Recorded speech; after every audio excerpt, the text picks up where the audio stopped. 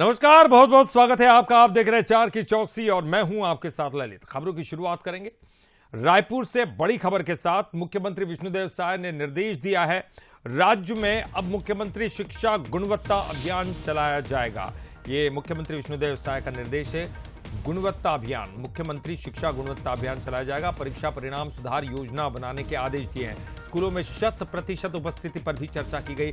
शाला विकास समितियों, पालकों को सक्रिय करें। अच्छा काम करने वाले शिक्षकों को प्रोत्साहन दिया जाए। सभी स्कूली छात्रों की अपर आईडी बनाने का निर्देश दिया गया है।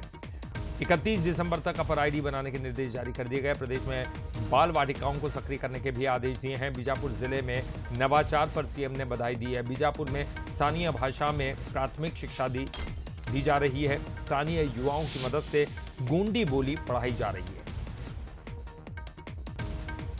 तो मुख्यमंत्री का ये एक बड़ा निर्देश है, एक अच्छी पहल, सराहनीय पहल, जिसमें आप कह सकते हैं कि शिक्षा की गुणवत्ता को सुधारना ये बहुत महत्वपूर्ण है। और मुख्यमंत्री शिक्षा गुणवत्ता अभियान अब राज्य में चलेगा, ये मुख्यमंत्री ने निर्देश दिए हैं। और परीक्षा परिणाम सुधारने के लिए भी एक योजना बनाने के आदेश दिए हैं।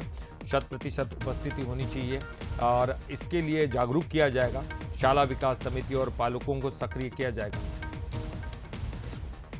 और चलिए, ज्यादा जानकारी के लिए बात करेंगे। हमारे साथ हमारे सहयोगी गौरव शुक्ला जुड़ गए हैं। गौरव, अगर देखा जाए तो ये एक बहुत ही सराहनीय पहल है, क्योंकि ऐसे में शिक्षा की गुणवत्ता सुधरने की उम्मीदें बहुत ज्यादा बढ़ जाती हैं।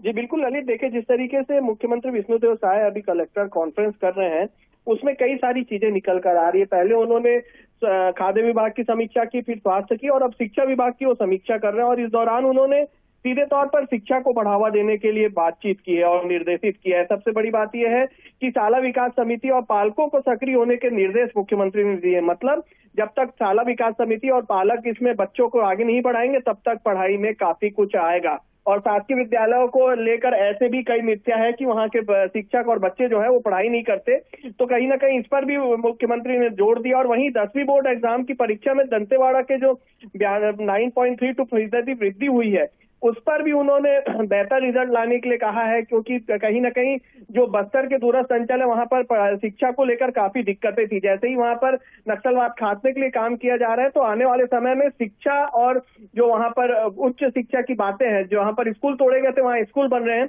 तो उसके पर भी मुख्यमंत्री विष्णुदेव साय ने फोकस किया है। और जो उपस्थिति छात्रों की है, उस पर भी ध्यान देने की बात कही है। शाला विकास समिति को एक्टिव रहने की बात कही है। शहरी क्षेत्रों में जो अनुपस्थिति है छात्रों की, उस पर ध्यान देने के लिए कहा है। और परिजनों से सीधे तौर पर संपर्क रहने की बात की है। लेकिन गौरव, ये जानना चाहेंगे, उपस्थिति बढ़ाने के लिए और शालेय विकास समितियां किस तरह से काम करती है, तो इम्प्लीमेंटेशन के लिए क्या कुछ योजनाएं मुख्यमंत्री ने बनाई है या फिर इसके लिए निर्देश दिए हैं? ललित, देखिए जो शाला विकास समिति है और परिजनों से संपर्क की बात है, वो छत्तीसगढ़ में अब शुरू हो गई। जब से साय सरकार बनी है, उसके बाद शिक्षा के क्षेत्र में बढ़ावा देने के लिए काम लगातार साय सरकार कर रही है, शिक्षा विभाग कर रहा है। कुछ दिनों पहले तक स्कूल शिक्षा विभाग जो है वो मुख्यमंत्री के पास ही था, तो मुख्यमंत्री को सभी चीजें बखूबी पता है कि किस तरीके से शाला को विकास, जो शासकीय विद्यालय उसको आगे बढ़ाने के लिए काम करना है। तो इसी के लिए उन्होंने बार बार जो स्कूल की है उस शाला विकास समिति की वो बात कर रहे हैं। शाला विकास समिति के में जो लोग हैं उनकी जिम्मेदारियों की बात कर रहे हैं। और सीधे तौर पर परिजनों से, जिस तरीके से प्राइवेट स्कूल में परिजनों से बातचीत होती है, पेरेंट्स टीचर मीटिंग होती है, उसको बढ़ाने के लिए भी यहाँ पर कहा गया है। बिल्कुल, तो निश्चित ही गौरव, और आने वाला वक्त बताएगा। देखिए, ये जो पहल की गई है वो सराहनीय पहल है, लेकिन इसका रिजल्ट क्या कुछ आता है। बहुत बहुत शुक्रिया आपका इस पूरी जानकारी के लिए बातचीत कर